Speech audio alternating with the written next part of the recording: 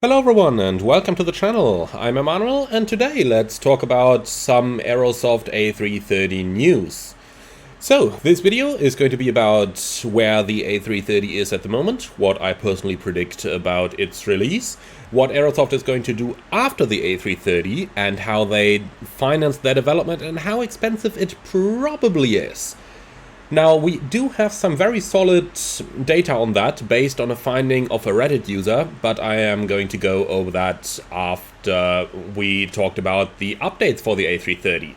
So, since my last video, there have been two development updates, and the first one has been right over here with a recent developer snapshot from the 3rd of August, where they showed us a picture and asked us, "We're currently configuring the startup situation of the flight deck, can you spot the errors?" Well, if we have a look into the picture, then we can actually spot quite a couple of errors inside it. So I'm just going to go over a few over here that I found.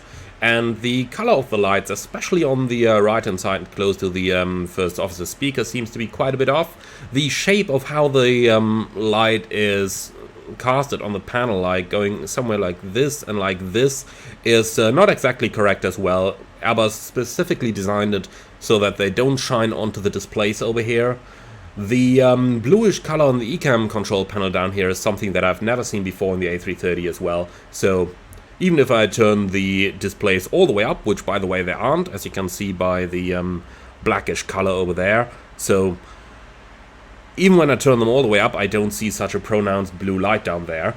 Then we've got red entries on the third MCDU, and red is a color that is, well, not used in the MCDU. So next up we have the ECAM showing the gross weight and CG without that information being in the FMS. So we can see it over here. We've got the ECAM showing us the gross weight and CG, but you can see on the fuel prediction over here that we've still got the amber boxes around that. So that gives us a hint over there that the information has not been entered and it should be X'd out, or rather it should be dashed out in blue until that information has been entered in the MCDU. Then we can go on. The engine master switches are seemingly set to on down here, but the engines themselves are off and the FADEC seems unpowered, so that doesn't seem to make too much sense. Going over to the navigation display, we got the VOI information on the first officer side they're missing, while on the captain side it does exist, so there is no reason why it wouldn't be shown on one display, but only on the other. So that's a bug as well. Next up, we've got a green vertical speed mode on the FMA over there, and I can look as close as I want to. Now, this is a pretty small image, but I can't make out a flight director over there. So with the green active mode, I would expect to see a flight director down there as well. If we're looking at the PFD already, we can see the slip indicator being displaced over there. Now, that would only make sense when the airplane is in a slip condition, or maybe during taxi. However, the ground speed seems to be 0, so engines are off as well. And the parking brake does seem to be set. Looking at the text down there, it's a little bit hard to make out, but looking at the parking brake lever, surely it is set. And the brake triple indicator does indicate that as well, so that shouldn't be displaced like that.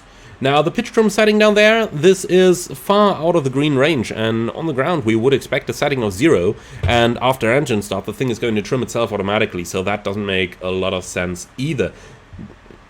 Now, going on from there, alternate law seems to be active. Looking over here on the primary flight display, and I would not know any reason why on the ground the airplane should be in alternate law the way it is over there.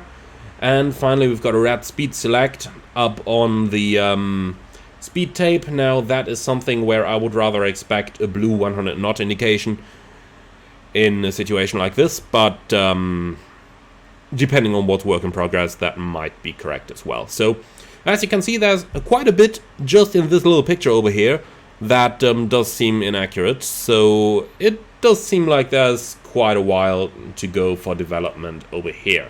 So that's about can you spot the errors. If I did miss any, then do let me know in the comments below, as I am not 100% convinced yet that there isn't more in the picture. Okay, going on, we've got a dev update from the 10th of August as well, and it is said that there are people who like numbers. Well, personally, looking into numbers, we've got 285 reported bugs and improvement requests, and 30 of them are low priority and at the bottom of the list. So that is quite an impressive number there, seeing that that means they have 255 things that they need to work on, and that does not include all the new bugs that might come in while the airplane is under development.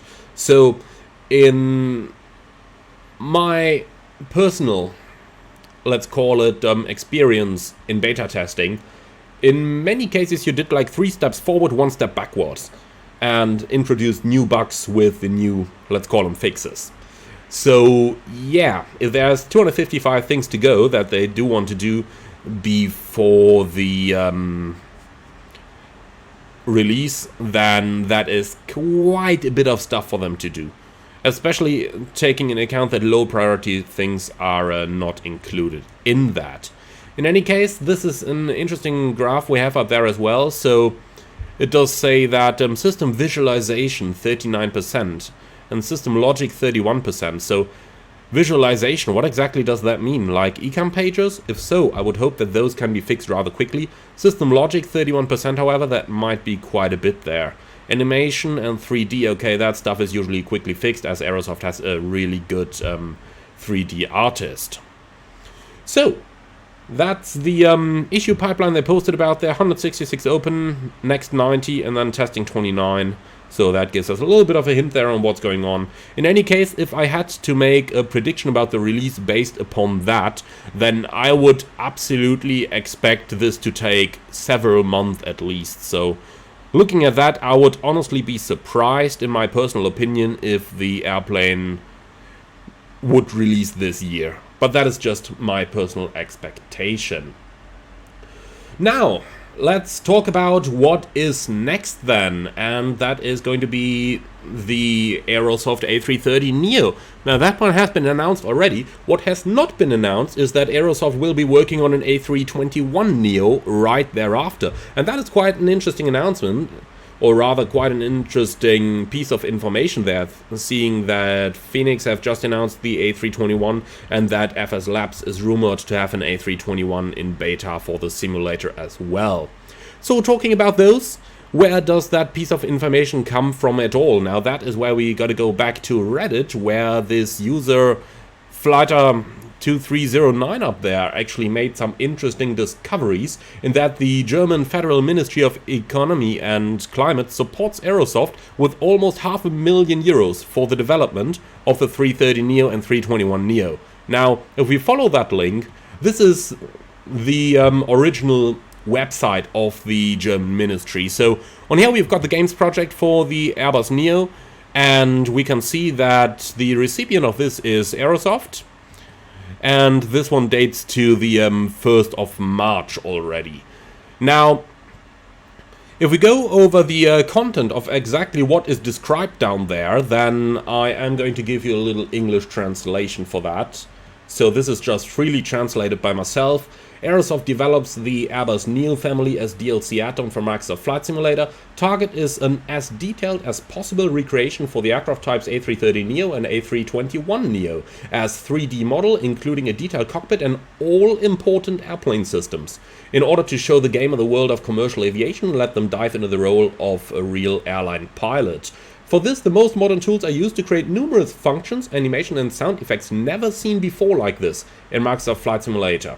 So that is my personal free translation of this. If you want to, I'm going to link the original article in the video description below, so you can research that one yourself and translate it for yourself. Now, next up, we can see the sum that Aerosoft is getting here, which is €459,001, and the duration for this is from the 1st of March 2023 until the 28th of February 2025. Now, I've seen quite a little bit of rumors and people being unhappy about this, so I thought I would take a little bit of time to just put it into context. Why does Aerosoft get almost €500,000 from the German state, from the German taxpayers? And what is that used for? The first thing I want to start with is the time for which this is valid. So it starts on the 1st of March, and it is only for the Airbus Neo aircraft. Now, if we look at the image up here, we can already see that this is still the conventional engine option that we see up there. So this is not the version that we have officially in development over on the page up here, because this is still the conventional engine option, and the funds Aerosoft are getting from the state are bound to a single course, so they can't just use it for other projects as well. Now that means that development of the Neo has probably started in March, or at least they handed in the proposal to the ministry in March and it got approved there as well. Now, if we have a look into a little bit of the background of what you need to do to apply for such a fund, then we've got this little paper here from the German Ministry for Traffic and Digital Infrastructure, and this dates back to the 30th of December 2020, so that's a little bit older. Now, the important thing in here is, in my opinion, this one, and once again I am going to link it in the video description below. We're on page 2 of the document, so please do translate it on your own, because my translations might not necessarily be accurate. So this is the best of my abilities over here. So basically this states the state is funding the development of computer games only if these could not be realized without state funding at all or in an appropriate manner. With this, next to the interest of the state of Germany, the actual necessity of the funding is an important, or is the most important requirement in order for the games to, or the game idea to be funded. So basically they say, in my opinion, that if you are otherwise not able to pay for the development at all or in an appropriate manner, then the state of Germany is funding those developments. And this one actually dates back to 2020, and it is an overall fund of 50 million euros dedicated to bringing development of computer games over to Germany and support German developers doing that. So it is a general fund of 50 million. Aerosoft is getting almost 500,000 of that, so you can do the mathematics of how much of it they get. And there are a lot of other games that do get funded in this way as well. So if you're going over the list of different games that are being funded by the state of Germany here, then you will notice that an Aerosoft add-on from Microsoft Flight Simulator is probably one where I can more easy understand why there is funding given to that, seeing some of the other projects funded. What is interesting though, if we go down to this once more, and if we take my personal translation, then the interesting part over here is what is content of the support Aerosoft receives from Germany. And they do say in here that they make all important airplane systems. Now, naturally, all important airplane systems is something that you can really talk about. However, they do commit to all important systems with that, whatever that may mean. Now, I'm sure that I personally have a very different idea of all important systems than, for example, the Aerosoft philosophy in their past products, that you only have those systems used in day-to-day operation. For example, in my opinion, a fire extinguishing system is a very important system, and the ECAM is the most important system of the Airbus at all. So it remains to be seen how that is going to be put into the product by Aerosoft. And then finally, the last line over there. For this, the most modern tools are used to create numerous functions, animations, and sound effects never seen before like this in Microsoft Flight Simulator. So, functions, animations, and sound effects never seen before like this. That sounds really interesting to me, and I am really looking forward to see how Aerosoft is going to deliver on that. Now, overall, they did get 459,001 euro from the German state to fund the development. And if we go into that little document we have up here, then we can go down a little bit and scroll through all this. There's a lot of interesting stuff in there about what can be funded, but there is also some interesting information there on how much can actually be financed by the German ministry. So, first of all, we've got this little information up there. So, basically, this is about founding of new companies, but going through the entirety of the document, we can see that basically the funds are limited to the one project, so they can only be used for the Neo version of the Airbus. But here is the interesting thing. When we go through this, then we can easily determine that they say that the maximum funding provided by the German state is 50% of the cost that you experience. So you can see it in here. up to which amount can those fundings be given, and they do say that up to 50% of the owned staff costs, which may be subcontracted, can be funded. So if we take that and go into the amount of money that Aerosoft is receiving here, then it does seem plausible to assume that 50% funding is granted, and with that the maximum amount of development cost is roughly 900,000 euros for the development of the Neo alone. Now do take into account that only the Neo is getting funded up here and the A321neo.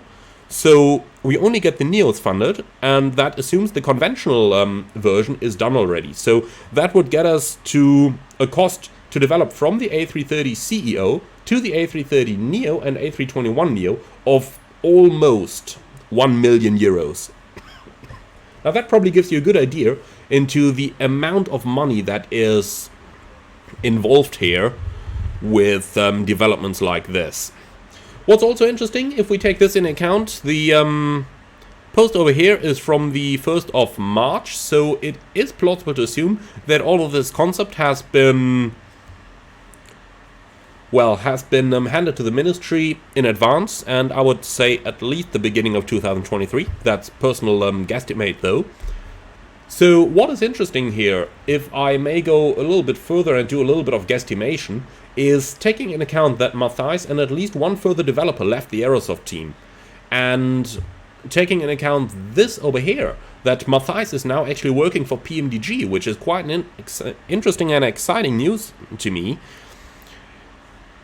Taking this in account, and taking in account when this has been submitted, so this was about 5 months ago. Now Matthias probably still had to apply to other companies and stuff like that, so we can assume that he didn't just leave when the news became public, but that stuff has been cooking for a little while ahead of time. So may I go as far ahead to do a personal guesstimate here that Matthias may have left because he was not particularly happy with the application for state funding by Aerosoft over here, especially taking into account that if we go a little bit back further up on page number 2, it says in here that in order for financing from the country to be possible at all, it has to be absolutely necessary, because otherwise the game could not be developed. So if we can speculate a little bit, maybe we can speculate into the direction of there being extreme funding problems,